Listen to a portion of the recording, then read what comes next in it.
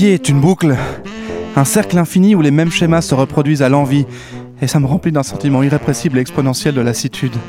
Alors évidemment, tu te dis, c'est la vie, c'est comme ça, c'est le malheur du quotidien, mais non, le sport peut pas éviter ce phénomène, et comme le ballon, il tourne en rond, encore et encore, et très souvent sans but.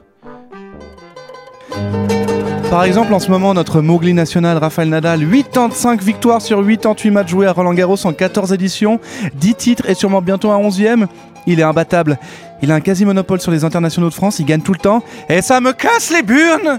Ça me casse les burnes! J'imite Helmut Fritz pour le dire, j'espère que tu as remarqué cette référence de 2007.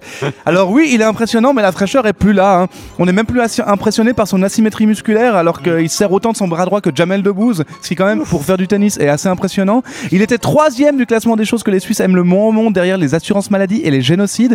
Mais maintenant, il soulève que l'indifférence, et même Roger préfère prendre des vacances qu'essayer de le détrôner.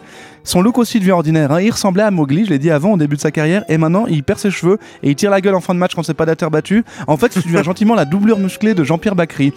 Oui, Rafa, tu nous ennuies. On reste dans le royaume ibère, le jamon serrano, que je ne peux pas manger car je suis musulman. Mais ce n'est pas la question. Il y a 2 semaines, le Real Madrid remportait sa 13e Ligue des Champions, la 4e en 5 ans contre Liverpool et son gardien Loris Karius, qui a montré durant ce match qu'il était possible d'être atteint de Parkinson aigu. La performance du Real est hallucinante, mais me fait plus kiffer que ses fans en fait, puisque 99% de la population mondiale s'est découvert un cœur raide, et la ferveur autour de cette équipe donne l'impression que l'humanité était constituée que d'ouvriers alcooliques qui ont un accent incompréhensible, alors qu'on le sait très bien, ce profil ne regroupe que les habitants de Liverpool et des Franches-Montagnes. Sauf que les Rouges ont perdu et tout le monde était déçu. Ramos fait un match de baron, mais il a aujourd'hui la même cote de popularité que le Sadique de Romont. Gareth Bale met le but de l'année, mais on voit surtout en lui un mauvais sosie de Ben Stiller, pendant que l'autre buteur de la soirée, Karim Benzema, est traité par sa fédération et son pays comme s'il faisait partie de Daesh. Tout le monde est lassé du Real, et ça même à l'interne, puisque Zinedine Zidane a préféré se casser. Alors oui, le monde du sport tourne en rond et tout se répète. Lewis Hamilton et Sebastian Vettel sont aux 2 premières places d'un championnat de Formule 1 qui met dans un état d'excitation et d'activité cérébrale. Je vais recommencer cette phrase, vous savez quoi? Je vais la recommencer parce qu'elle était catastrophiquement prononcée.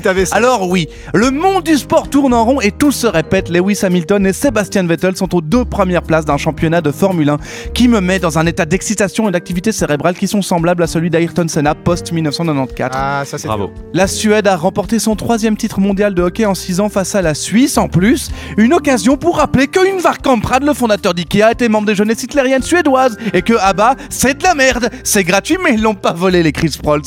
Par contre, hier soir a eu lieu une révolution, un bouleversement absolu sur la planète sport qui rend mon papier immédiatement obsolète. Haris Seferovic a marqué avec l'équipe de Suisse. Et ça, c'est bien une preuve que nos certitudes peuvent être bouleversées.